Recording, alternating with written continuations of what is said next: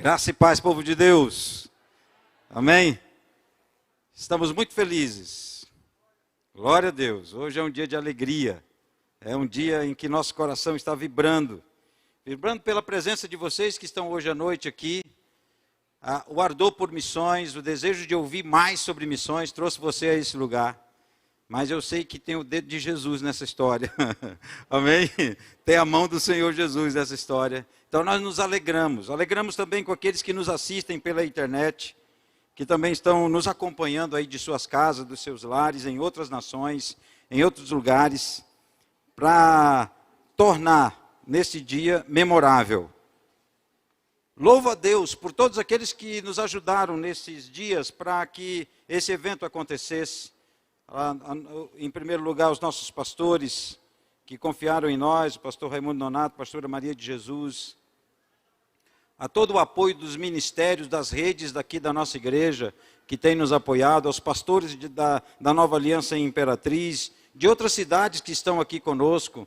Nós louvamos a Deus e agradecemos ao Senhor, porque esse é um tempo oportuno, é um tempo em que a história de missões está mudando e nós precisamos estar conectados com o agitar de Deus, com o agir de Deus, não só nos céus, mas na terra e no meio das nações.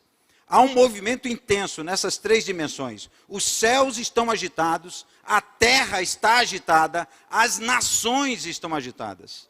Esse é um tempo memorável para o povo de Deus, para a história do cristianismo, para a história do povo de Deus, o povo escolhido de Deus. Nós estamos vivendo, meus amados, um momento da história que é, assim, definitivo, que vai determinar também muitas coisas, e nós, como cristãos, precisamos estar bem ligados em nome de Jesus. O tema que nós escolhemos para esses dias está baseado no Evangelho de João, capítulo 17, o pastor Lucas leu parte desse, falou e comentou parte desse texto, né? O Décio também falou de João 17, então nós estamos atenados, e nós colocamos, oramos, a Johanna e o Johan, que estão junto conosco nesse projeto, tanto da conferência, como também do seminário de missões. Eu louvo a Deus pela vida deles. Foi fácil trabalhar com eles nesse tempo. Tem sido algo gostoso, saboroso, trabalhar com eles. Então eu agradeço a minha esposa pela paciência desses dias de pouca atenção em casa, mais atenção nas coisas. Mas eu sou um marido que gosta de dar atenção à minha esposa e que tenho tentado mudar o meu estilo. Eu quero ser a cada dia um melhor marido. E um dia desse eu tive coragem de perguntar para ela, disse, eu estou melhorando? Eu levei alguns dias para criar coragem, né? Mas eu tive a coragem, eu perguntei, eu estou melhorando? Ela disse, tá. Eu disse, ufa, glória a Deus. Então, nós estamos buscando nesse tempo viver o que o Décio, aliás, aqui o Décio, na verdade não foi um testemunho, foi uma palavra de Deus, né? Eu quase digo assim, não, eu só vou fazer o apelo, não preciso mais nem pregar. O testemunho do Décio foi uma palavra viva, ok? E eu tenho tomado 3 decisões na minha vida. Primeira decisão, eu quero tornar o conhecimento bíblico que eu tenho em prática. Amém? Eu quero tornar aquilo que eu sei das Escrituras, como o Décio falou, você não pode dizer que é cristão e não viver essa palavra, porque na verdade a nossa maior mensagem não é aquela que pregamos com os nossos lábios, mas a nossa maior mensagem é aquela que pregamos com a nossa vida. Então o mundo está precisando de homens e mulheres que sejam exemplos, que sejam modelos, que sejam referência. No mundo que as referências estão sendo perdidas, ninguém mais sabe quem é quem nesse mundo. Ninguém mais sabe o que é uma coisa e o que é outra. Porque todos estão confusos e perdidos. E a Bíblia diz, meus amados, preste atenção nisso. A Bíblia diz que nos últimos dias o engano se multiplicará. E é o que está acontecendo. O engano está se multiplicando, as pessoas estão perdidas, elas não sabem nem direito o que é, o que são, nem as opções que têm. Mas nós, o povo de Deus, sabemos quem somos. Aleluia! Nós sabemos quem nos criou. Nós sabemos como Ele nos criou. Então, nossa referência é forte e é importante que a gente, como cristãos, se posicione nesse tempo. Na verdade, eu quero desafiar você a entender como o pastor Lucas falou, como o Décio falou, nós precisamos tomar uma atitude de levar o evangelho a sério. Meus amados, por causa de muitos cristãos, o evangelho tem se enfraquecido. O evangelho tem perdido a sua força. Como o Décio falou, às vezes a nossa vida pode servir para atrair pessoas, mas também para afastar pessoas do evangelho. E nós precisamos nos tornar em crentes de verdade. Não só no domingo, mas no dia a dia. E para isso é necessário essa unidade que o pastor Lucas falou tão bem. Eu posso me lembrar de um povo que se uniu e fez construções, elaborou construções de alto nível, construíram prédios, construíram cidades. E de tão bom e excelente que era o seu trabalho, eles resolveram construir uma torre. E dessa torre, eles buscaram ter uma unidade. Todos tinham que estar ali ao redor para construir aquela torre. E eles começaram a construir aquela torre. Eles se uniram para construir aquela torre, mas esqueceram Deus, deixaram Deus de lado. E toda unidade sem Deus termina em confusão. E foi o que aconteceu, terminou em confusão, ninguém se entendia mais, as línguas foram misturadas. Você já sabe do que é que eu estou falando, de que lugar é esse, de que cidade é essa, de que povo é esse? Babel. Deus disse, não há limite para que o homem possa fazer. E eu quero dizer uma coisa para vocês, que se nós formos um, como Cristo e o Pai são um, não há limite para o que nós possamos fazer na terra. Não, unidade com Jesus, não há limite, não há circunstância, não há terreno, não há dificuldade, não há vírus, não há doença, não há recursos parcos. Não, todos os limites serão vencidos. E com Jesus nós vamos mais além. Glória a Deus. Por isso eu estou feliz por você estar aqui hoje, porque você veio aqui porque quer ouvir sobre missões. Você veio aqui porque quer saber mais da palavra de Deus e desse evangelho poderoso. E de fato, o evangelho é essa verdade sobre Jesus. De verdade, esse evangelho poderoso que transforma as vidas, que é o poder de Deus, que é a manifestação gloriosa de Jesus Cristo, esse evangelho poderoso que transforma a vida, de fato, são as boas notícias acerca de Jesus, o Filho de Deus. Por ele, por Jesus, por esse evangelho, foi que nos foi dado o direito de chamarmos a Deus de Pai. O poder desse evangelho nos deu o direito de agora clamarmos, Abba, Pai. O Espírito do Senhor, o Espírito Santo, confirma isso em nosso espírito, que somos de fato filhos de Deus. Há 2 anos atrás, em 2019, como é de hábito meu, todo início de ano, todo final de ano, na virada, ouvindo o conselho do meu pastor, o pastor Raimundo Nonato, eu peço uma palavra, e no início de 2019, Deus disse, nos próximos anos, se verá a diferença entre quem verdadeiramente é meu filho e quem não é. E esse ano começou a ser um ano de prova. 2020, 2019 e 2020 está se revelando quem de fato é filho de Deus. E eu quero declarar essa noite que você é filho de Deus. Você é filha de Deus. Você tem compromisso com o Pai. Lá em João capítulo 4, Jesus disse, olha, o Pai procura adoradores que o adorem em espírito e em verdade. Se é o Pai que procura, Ele procura filhos.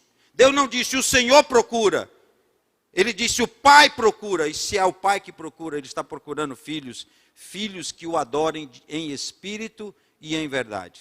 Que não sejam adoradores de um momento, de uma celebração, de um culto, mas sejam adoradores de uma vida, que seja o seu estilo de vida. O poder do Evangelho é quando nós o vivemos na sua intensidade, na nossa vida, quando ele se torna real, não por palavras, mas por ações. É quando esse Evangelho se torna poderoso de Deus, não por causa daquilo que falamos ou pensamos, mas por causa daquilo que a Bíblia diz que nós somos. E a Bíblia não foi escrita para seu conforto, ela foi escrita para transformar você. Amém? Se Deus tiver que escolher entre o seu conforto e o seu crescimento, Ele vai escolher o seu crescimento. E esse é tempo do povo de Deus crescer. E nesse evangelho poderoso de Jesus há uma verdade, há alguns elementos que são importantes. Lá em Mateus capítulo 10, versículo 22, Jesus declarou que por causa desse evangelho, por causa do seu nome, nós seríamos odiados. Não sei se está aí, se os meninos têm esse texto, Mateus 10, 22. Esse texto de Mateus 10, 22 diz aí, ó, e odiados de todos sereis por causa do meu nome. Eu quero declarar para você uma verdade, preste bem atenção. Um alto compromisso com Jesus vai trazer algum constrangimento para você. Você está entendendo isso? Um alto compromisso com Jesus vai trazer algum constrangimento para você. Se você só quer ter, assim, participar de algo, se você quer apenas se envolver em algo, mas não se entregar, de fato, quando essa entrega de fato acontece, há um constrangimento. Esse poder do evangelho, ele causa em nós uma transformação impactante, mas incomoda as trevas. Incomoda as trevas. E na verdade a luz serve para isso, para pôr limite nas trevas mesmo, para dissipá-las, para expulsar as trevas. Então ela coloca isso. Mas preste atenção que no final desse versículo, Jesus deixa claro, aquele que perseverar até o fim, esse será salvo. Então há um elemento que nós chamamos de perseverança, perseverar. O pastor gosta muito dessa palavra, perseverar e permanecer, perseverar e permanecer. Então há um elemento no evangelho muito poderoso e nós precisamos perseverar. E esse componente importante da salvação também nos leva a permanecer. Em Hebreus 10, versículo 39, vou pular aí Colossenses 1, 22, 23, mas em Hebreus 10, 39, há uma palavra forte de perseverança. A palavra, o escritor do livro de Hebreus, ele conclui o capítulo 10, dizendo que nós não somos daqueles que retrocedem, mas daqueles que avançam para a conservação da alma. Nós não somos daqueles que se retiram para a perdição, mas daqueles que creem para a conservação da alma. Então, não somente perseverar, mas permanecer em Cristo. E essa é uma verdade que o apóstolo Paulo, ele fala de uma maneira extraordinária. Paulo fala, eu estou em Cristo, crucificado eu fui em Cristo, e agora eu estou nele, e ele está em mim. Quando essa comunhão acontece entre nós e Jesus, primeiro nós somos salvos, depois nós somos transformados. Sabe por que eu escrevi Jesus aqui, colocando as letras diferentes? Porque Jesus é quando o poder dele na nossa vida nos faz forte. O eu aí, que está em branco, representa você. Você com Jesus pode todas as coisas. Amém? Pode todas as coisas. Eu sei que talvez você esteja enfrentando algum tempo difícil, alguma situação complicada. O poder do evangelho traz isso. Traz o poder de Deus na sua vida. Cristo em mim acontece transformação. Quando eu vou a Cristo, eu sou salvo. Quando Cristo está em mim, eu sou transformado. E essa palavra de transformação, o apóstolo Paulo deixa claro no livro de Gálatas, capítulo 2, versículo 20, quando ele diz, eu estou crucificado com Cristo e agora já não sou mais eu quem vive, mas é Cristo quem vive em mim. E essa vida que eu agora vivo no corpo, eu a vivo pela fé no Filho de Deus que me amou e se entregou por mim. Então eu quero dizer uma coisa, você precisa morrer completamente para que Jesus viva em você. Sabe, o poder do Evangelho, a palavra do Evangelho, nos leva a entender isso. Em Hebreus capítulo 3, versículo 6, diz que nós somos casa de Jesus, somos casa de Deus, mas se permanecermos firme até o fim. Se conservarmos firme a confiança e a glória da esperança até o fim, então nós somos casa de Deus. Meus amados, eu quero dizer uma coisa para você, entenda isso. Esse não é mais tempo de crente vacilão, que pisa na bola, como o Dércio falou. Aqui também nós usamos essa expressão, pisar na bola, né? Então, esse é um tempo de crentes que tenham um compromisso, que tenham um nível de vida mais elevado. eu estou batendo nessa tecla porque esse é um tempo em que os verdadeiros filhos de Deus têm que se manifestar. O Evangelho causa um impacto regenerador e transformador na vida daquele que é alcançado pela verdade de Jesus. Esse impacto nos regenera, esse impacto nos transforma. Nos regenera porque nos salva, nos transforma porque muda o nosso caráter. Nós vamos a cada dia nos tornar mais semelhantes a Jesus. E precisamos disso. Por isso, Paulo diz em Romanos capítulo 1, versículo 16 e versículo 17. Romanos capítulo 1, versículo 16. Porque não me envergonho do evangelho de Cristo, pois ele é o quê? Diga comigo, poder de Deus para a salvação de todo aquele que crê, primeiro do judeu e também do grego. Porque nele se descobre a justiça de Deus. Diga, justiça de Deus. De Deus de fé em fé, como está escrito, mas o justo viverá pela fé. Então, Paulo está dizendo aqui, em primeiro lugar, que o evangelho é poder de Deus, mas também é justiça de Deus. É o poder transformador, regenerador, mas é uma justiça que exige crescimento. Por isso, Paulo fala de um texto do Antigo Testamento. Ele está falando aqui, ele cita Abacuque 2,4. O justo viverá pela fé. Mas veja bem, a palavra fé no grego tem um significado. A palavra fé no hebraico tem outro significado. A palavra hebraica para fé é emuná, que quer dizer fidelidade, obediência. A palavra fé no grego quer dizer, que é pistis, que quer dizer crença, acreditar. O apóstolo Paulo está pensando no Antigo Testamento, mas está falando uma palavra grega. E eu acho que não foi por acaso, nada na Bíblia é por acaso. O Espírito Santo conduziu cada palavra. O que eu quero dizer para você é que essas duas palavras não são opostas, elas são complementares. Não basta ter fé se não for obediente. Por isso, no Antigo Testamento está relacionado com obediência, e no Novo Testamento está relacionado com fé, com acreditar. Então, a sua fé, ela precisa ser acompanhada de obediência. Amém? Eu já tive experiência onde a obediência foi maior que a fé. Eu me lembro uma vez, eu já usei esse exemplo aqui, que eu fui orar por uma geladeira queimada em minha casa. E quando eu estava saindo de casa, Jesus disse assim, o Espírito Santo me disse, estava lá queimada, o motor estava queimado, não tinha dinheiro para trocar, e eu estava saindo para ir para a igreja, e o Espírito Santo disse assim, por que você não ora? Eu fui até a geladeira, assim, porque o Espírito Santo falou. Eu fui até a geladeira e disse assim, funciona a geladeira. A oração mais fervorosa. Funciona a geladeira. E fui embora. Fui para o culto. Quando eu voltava do culto, eu disse para Elane, liga aí para a Dalit já é casada, liga aí para a Dalit, porque nós vamos levar a carne que está no nosso congelador para ela, porque senão vamos perder a carne e tudo. Olha a fé do homem.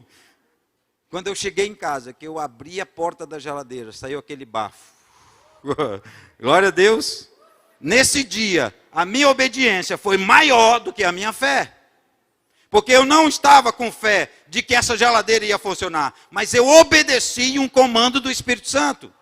E quando nós obedecemos um comando do Espírito Santo, nós experimentamos o poder do Evangelho. Amém? Então você precisa entender que a nossa vida agora é uma vida que une essas duas coisas. O que eu creio e o que eu obedeço. Não há mais tempo de você brincar de ser crente. Chegou a hora de você ter um compromisso com o Evangelho.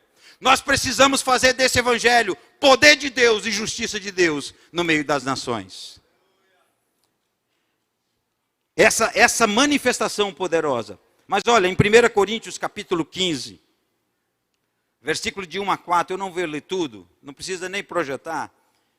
Mas lá diz assim, o apóstolo Paulo explicando sobre o Evangelho, ele disse, olha, eu notifico a vocês, meus amados irmãos, que o Evangelho que já vos tenho anunciado, o qual também recebestes, e nele permaneceis, pelo qual também sois salvos, se o retiveres. Olha, ele usa três momentos aqui, receber, permanecer e reter. Quando ele diz, se vocês fizerem isso, vocês vão experimentar o poder desse evangelho que eu recebi e que eu agora vos anuncio. O evangelho de Paulo era simples. Ele diz assim: Cristo morreu por nossos pecados, segundo as Escrituras.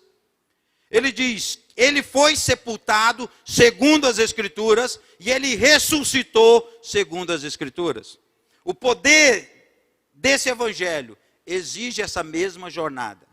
Nós precisamos morrer na nossa carne para experimentar uma ressurreição poderosa. Amém? Jesus morreu como cordeiro, mas ele ressuscitou como leão. Amém? E a única vez que se fala de Jesus como leão da tribo de Judá que venceu, e o livro haverá, está em Apocalipse. Antes disso, o nome dele é Cordeiro de Deus. Depois da ressurreição, o nome dele passou a ser o leão da tribo de Judá. Então, se você não morrer como cordeiro, você não ressuscita como leão. Nós precisamos enfrentar a morte do eu, tomar a cruz a cada dia, para que esse evangelho poderoso faça uma transformação em nós. E melhor ainda, em quem está ao nosso redor. Esse é o evangelho poderoso. Em 2 Coríntios, capítulo 11, o apóstolo Paulo nos adverte para não nos apartarmos da simplicidade que há em Cristo. E que não podemos pregar outro Jesus que ele não tem pregado, ou se receber outro espírito que não recebeste, ou outro evangelho que não abraçastes, com certeza iríamos sofrer. Meus amados, há um Jesus desconhecido sendo pregado por aí, que não exige compromisso, que não exige obediência, que não exige permanência. Meus amados, a nossa jornada com Jesus é séria e é importante. Mas sabe uma coisa? Ele diz assim: eu dou graça aos humildes. Ele resiste ao soberbo, mas ele dá graça ao humilde. Ou seja, se você tem que subir uma montanha, a graça de Deus te dará a força para subir. Se você precisa derrubar um gigante, a graça de Deus te dá força para derrubar. Nós precisamos dessa graça para poder avançar. E Ele nos dá. Esse evangelho poderoso é o evangelho de Jesus. O apóstolo Paulo diz: seja anátema qualquer um que pregar outro evangelho que não seja esse. Seja amaldiçoado qualquer um que não pregar esse evangelho que exige esse permanecer, esse reter, perseverar. Nós precisamos disso. Esse é o evangelho que nós temos que pregar às nações. Sim, nós vamos usar estratégias para atrair essas pessoas até Cristo, mas nós não podemos alterar o evangelho. O evangelho tem que permanecer firme, inalterável. Não podemos pregar outro evangelho. Explicando isso, explicando esse poder do evangelho, essa essência do evangelho, o Novo Testamento, ele usa algumas expressões em relação ao evangelho. Há 3 expressões no Novo Testamento para o evangelho. Eu quero ler esses 3 com vocês. O primeiro é Mateus, capítulo 9, versículo 35. Perdoa aí o pessoal da mídia, porque eu pulei alguns versículos. 9:35. Ainda tem água aí. Mateus 9:35 diz assim: e percorria Jesus todas as cidades e aldeias, ensinando na sinagoga deles, e pregando o evangelho do reino, e curando todas as enfermidades e moléstias entre o povo. Jesus começou o seu ministério pregando o evangelho do reino. Em Atos, capítulo 20, versículo 24, nós temos agora uma palavra do apóstolo Paulo. E ele diz: mas de nada faço questão, nem tenho a minha vida por preciosa, contanto que eu cumpra com alegria a minha carreira e o ministério que recebi do Senhor Jesus, para dar testemunho do evangelho da graça. O evangelho da graça, meus amados, é o evangelho que a igreja anuncia até o dia de hoje. O evangelho da graça começou em Atos 1:8, quando Jesus declarou sobre os seus discípulos: vai descer sobre vós o poder do Espírito Santo. Amém? Dê um glória a Deus. Eu quero dizer uma coisa para você: o poder do Espírito Santo na sua vida não é apenas para o seu deleite, tem um propósito. O Espírito Santo não foi dado para você apenas para te satisfazer, para te dar uma alegria extasiante, não. Embora essas coisas vão acontecer. O poder do Espírito Santo veio sobre nós para sermos testemunhas. Preste atenção nisso. O poder do Espírito Santo que você tem, você quer ser cheio do Espírito Santo. Se você quer ser cheio do Espírito Santo, a primeira coisa que vai acontecer é que você vai ser testemunha de Jesus. Porque é para isso, esse é o propósito principal, a unção, o poder que te derruba no chão, que te faz sapatear, que te dá fogo nos pés, fogo nas mãos, como nós cantamos. Esse poder tem um propósito. Não é apenas para alguém ver você e dizer, olha, ele recebeu uma unção. Essa unção tem um propósito. Para você ser minha testemunha, disse Jesus, em Jerusalém, Samaria, Judéia, e até Jerusalém, Judéia e Samaria, e até onde? Até onde? Confins da terra. Meus amados, hoje, por hora, morre 85 mil pessoas por hora, que nunca ouviram falar de Jesus. 85 mil pessoas nos povos não alcançados, que não conhecem a Bíblia, não tem igreja perto, não tem cristão perto, eles não sabem quem é Jesus. Se você falar de Jesus, eles vão querer ser, quem é esse? Eles não sabem quem é Jesus. 85 mil pessoas morrem por hora, desde que esse culto começou, mais de 180 mil pessoas já morreram. Eu pergunto para você, tem urgência esse negócio ou não tem? Tem urgência. Missões não pode ser uma parte para nós, um aporte para nós. Missões tem que ser algo do coração do cristão. Porque é para isso que o Espírito Santo veio sobre você, para você ser testemunha. E eu quero dizer, o primeiro lugar que você tem que ser testemunha é na sua casa. Não adianta querer ir para as nações se você não está dando testemunho dentro da sua casa. Por isso eu disse, Deus, eu quero ser um marido melhor, eu quero ser um pai melhor, eu quero ser um amigo melhor. E eu estou trabalhando para isso de forma intensa, porque eu sei que o poder do Evangelho, nesses dias, fará uma grande diferença. Nós estamos nos confins do tempo, por isso precisamos ir aos confins da terra. Aí os dois fins se encontram, os fins dos tempos e os confins da terra. Mas há uma outra expressão que está em Apocalipse 14, versículo 6.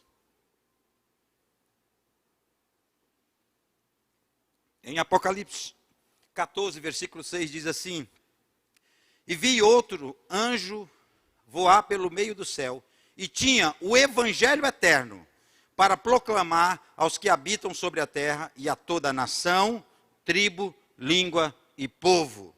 Amém? Essa é a terceira menção que dá um adjetivo ao Evangelho. O primeiro foi Evangelho do Reino, pregado por Jesus, principalmente para os judeus. Depois, o Evangelho da Graça, pregado pela igreja para os gentios e judeus. E agora aparece um terceiro Evangelho, o Evangelho da Graça. Mas como eu fiz você caminhar um pouco na teologia de Paulo, aqui, Evangelho Eterno, desculpa.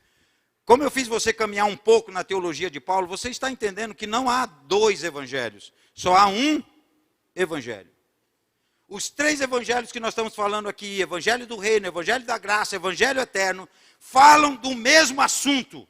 Jesus, ele morreu, ele foi sepultado e ele ressuscitou.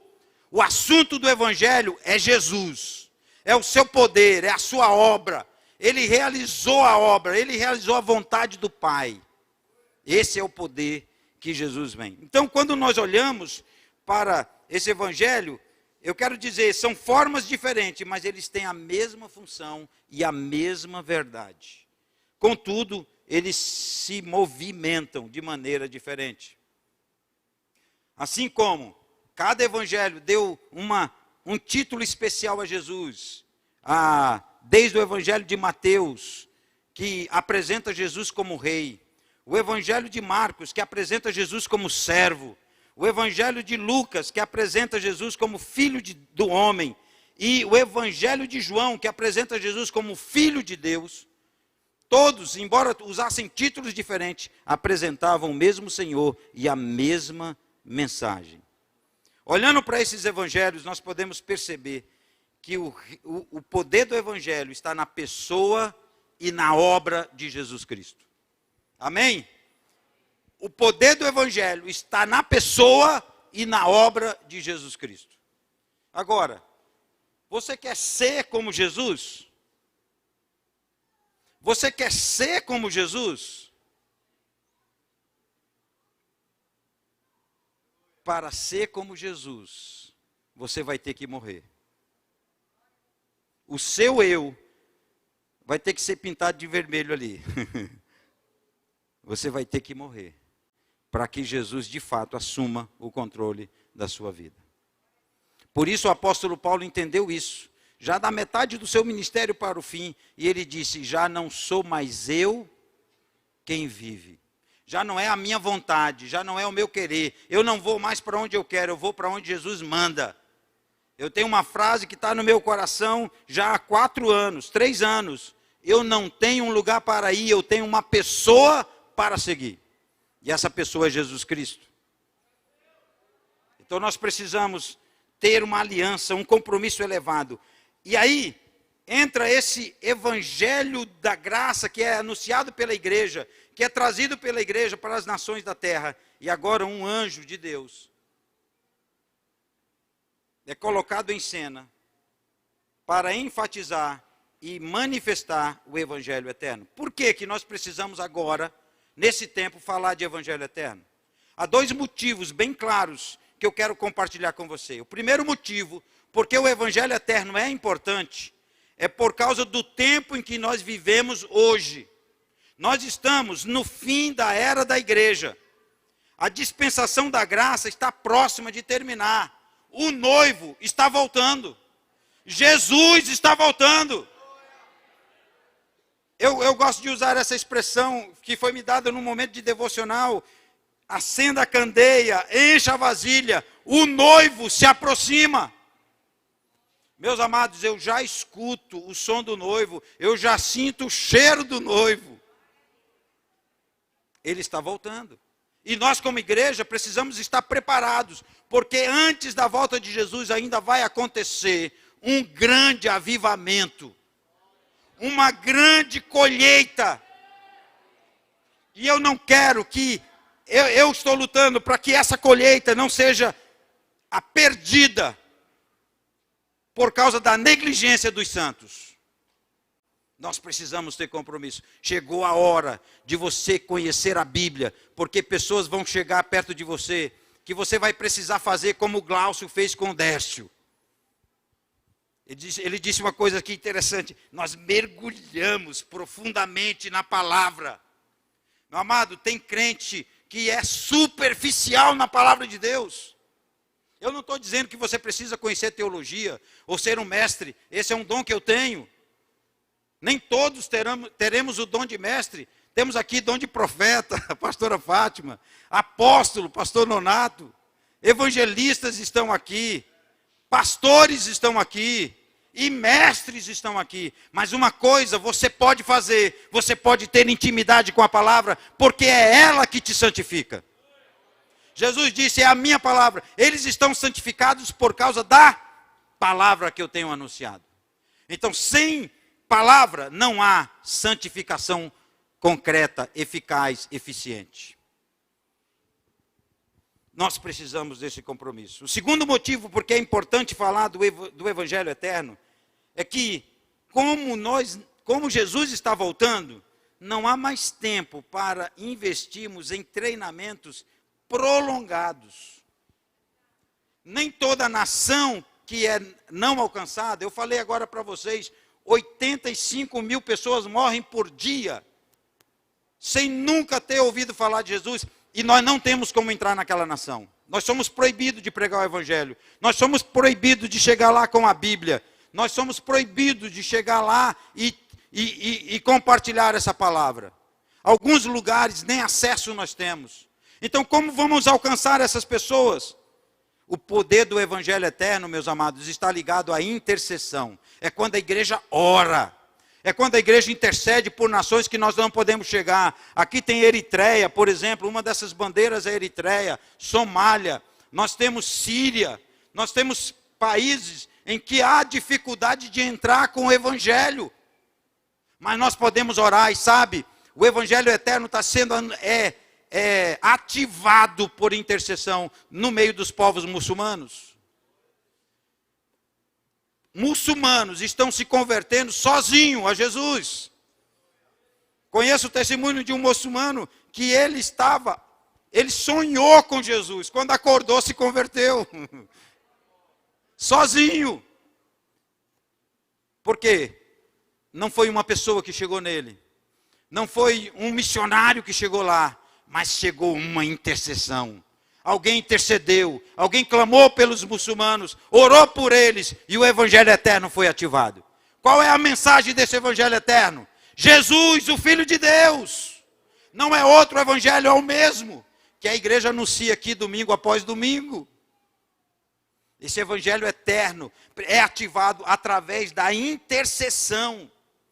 Esse anjo que prega esse evangelho, ele vai para todo povo, língua, raça, tribo, nação. Eles experimentam a graça de Deus pela cruz de uma maneira manifestada pela criação de Deus. Pela manifestação sobrenatural de Deus. Esse evangelho eterno, nós precisamos enfatizá-lo nesse tempo. A nossa casa de oração vive uma expressão de oração, harpa e taça. E nós precisamos ativar a oração pelos povos não alcançados, pelas nações não alcançadas. Quando você escolhe uma dessas nações, depois do culto você pode passar lá naquele balcão, você vai ter 10 países que são mais perseguidores da igreja, começa a interceder por ele. Corre o risco de você se tornar a resposta. Pastor Nonato, uma vez eu estava dizendo, eu vou começar a orar pela Síria. Ele disse, você corre o risco de se tornar a resposta. E assim eu estou orando pela Síria de vez em quando, não oro todo dia. Por quê? Porque eu sei que se eu orar intensamente, pode ser que Deus diga, é você que vai. E se você entra hoje, por exemplo, na Síria e nos países muçulmanos, se o seu passaporte for carimbado, você não entra em Israel nem entra em Jerusalém. Nos Estados Unidos. Então você já é bloqueado para essas duas nações ao entrar numa dessas, como a Síria, por exemplo. Nós precisamos ativar esse evangelho eterno. Apocalipse capítulo 5, versículo 8 e 9. Vamos ler aí.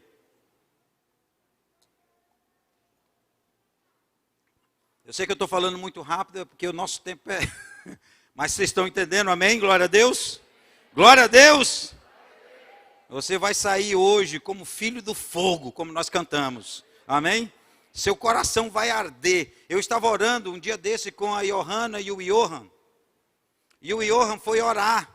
Quando ele começou a orar, eu vi um coração pegando fogo. Amém? Eu vi um coração em chamas.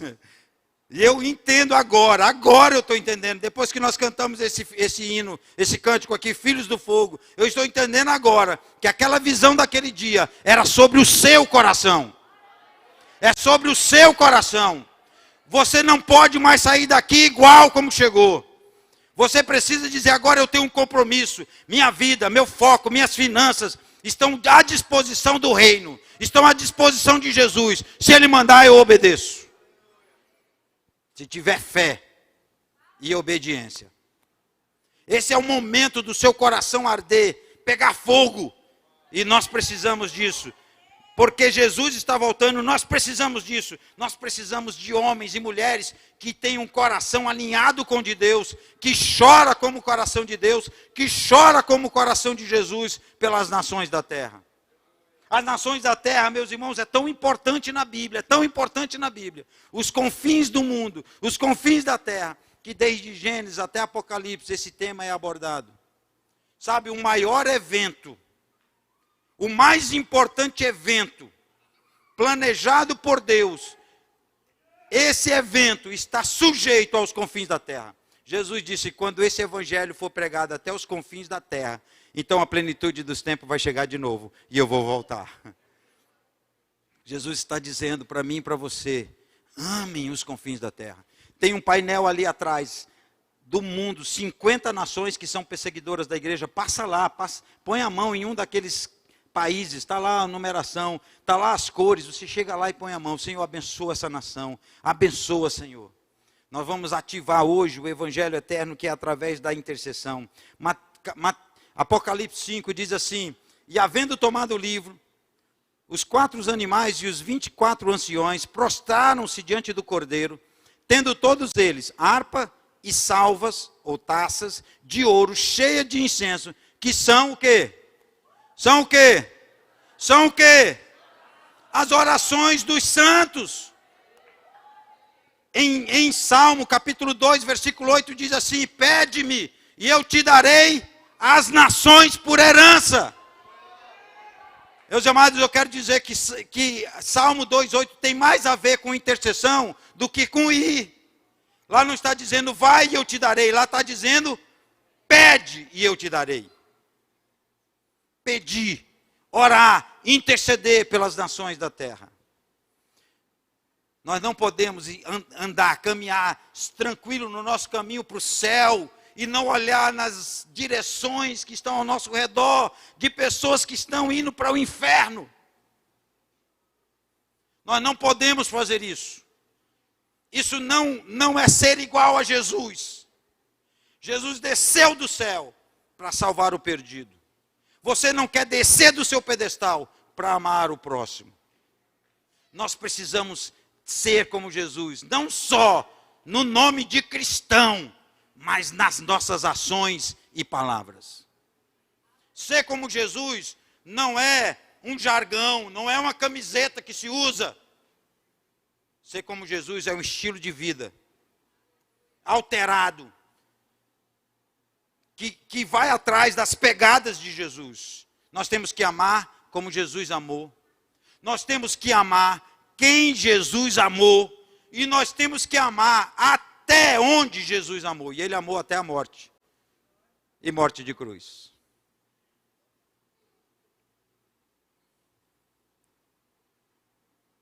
Sim, eu creio que chegará o tempo em que alguns de nós vão dar sua vida pelo Evangelho.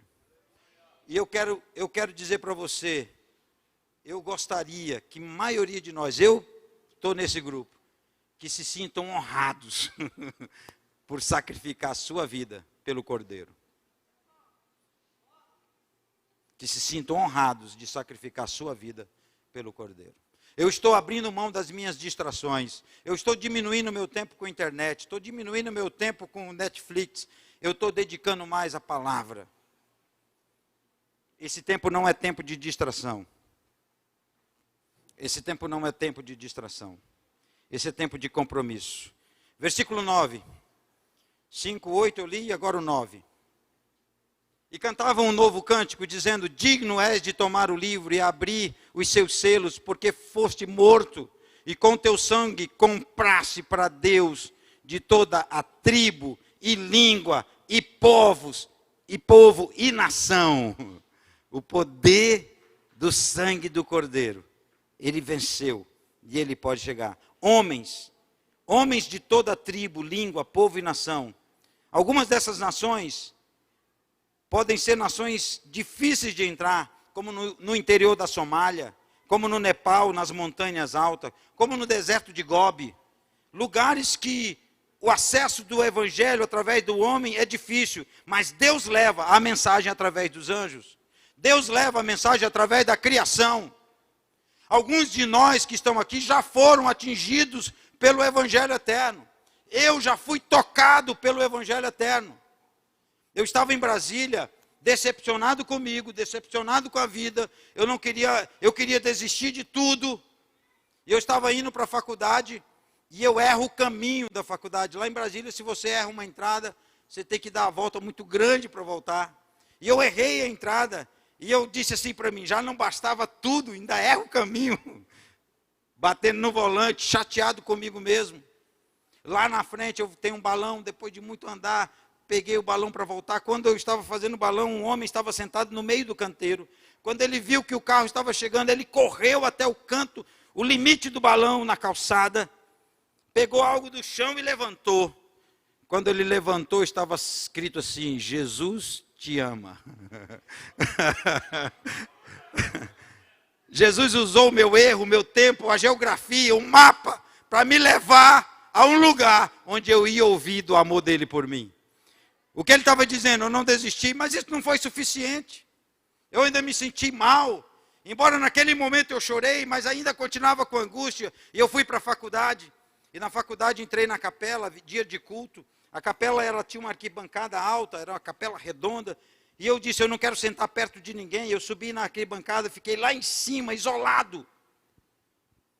De frente para a janela, lá embaixo a plataforma. E enquanto eu estava ali chorando, angustiado, eu olho pela janela. E quando eu olho pela janela, nossa faculdade lá é muito bonito, o ambiente, tinha um pinheiro, vários pinheiros. E eu vejo o pinheiro. E por trás do pinheiro, que era de noite, a lua cheia. Não sei se você consegue pensar numa visão assim. Eu não vi o pinheiro, só vi a silhueta do pinheiro na luz da lua cheia, grande. Fazia um círculo enorme, bem no pináculo do pinheiro. Aí eu observei melhor, e eu vi que na ponta do pinheiro tinha uma coruja enorme. E eu só vi a silhueta dela. E o Espírito Santo disse para mim, essa cena só você pode ver. Eu fiz esse desenho para você.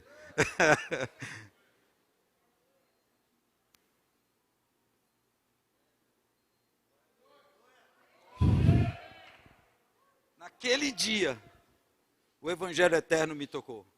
Jesus falou do seu amor por mim através da natureza.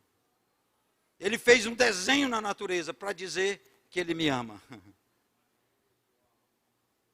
Quando nós acionamos o Evangelho eterno, a natureza que manifesta a glória de Deus vai tocar nessas nações. Esse Evangelho, ele tem a marca registrada do céu.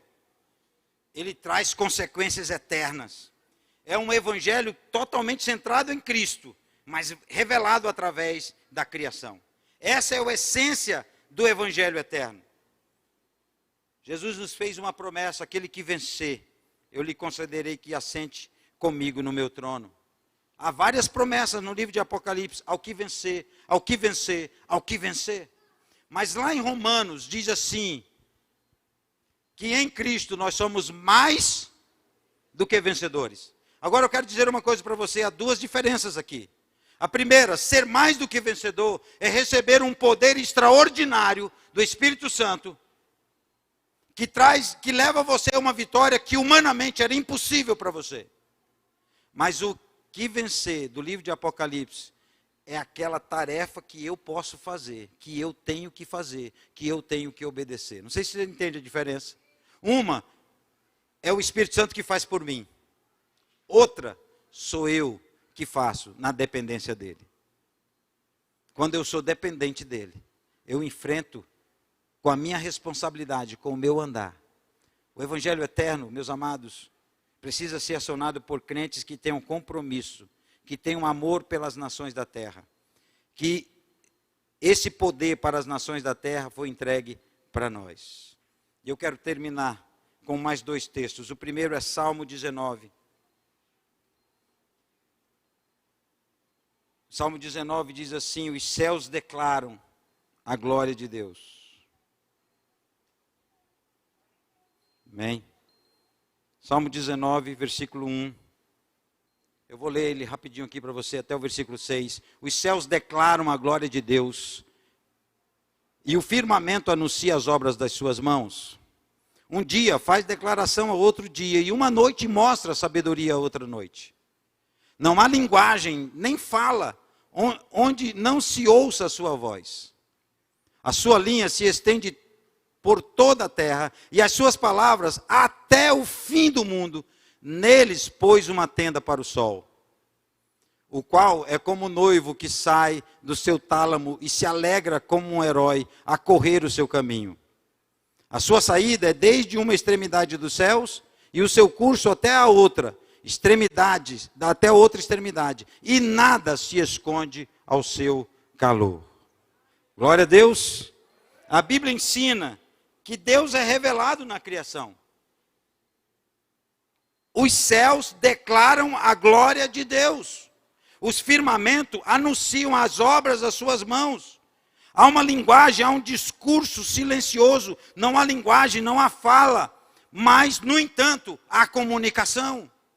Embora não há uma linguagem, se revela o poder de Deus. A revelação especial de Deus que limita em termos de alcance, que é o evangelho da graça, que é o evangelho pregado pela palavra, por meio da criação, se manifesta a todos, desde uma extremidade até a outra extremidade. É esse evangelho que nós precisamos acionar, através da nossa intercessão.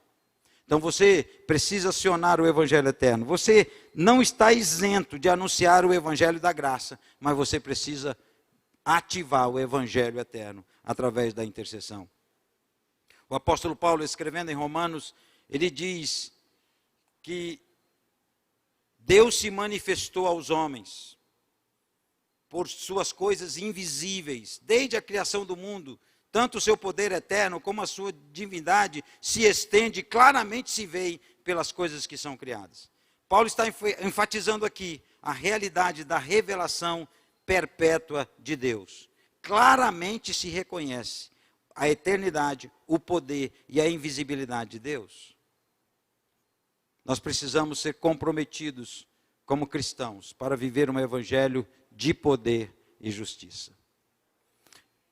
E eu quero concluir com Apocalipse, capítulo 14, versículos 6 e 7.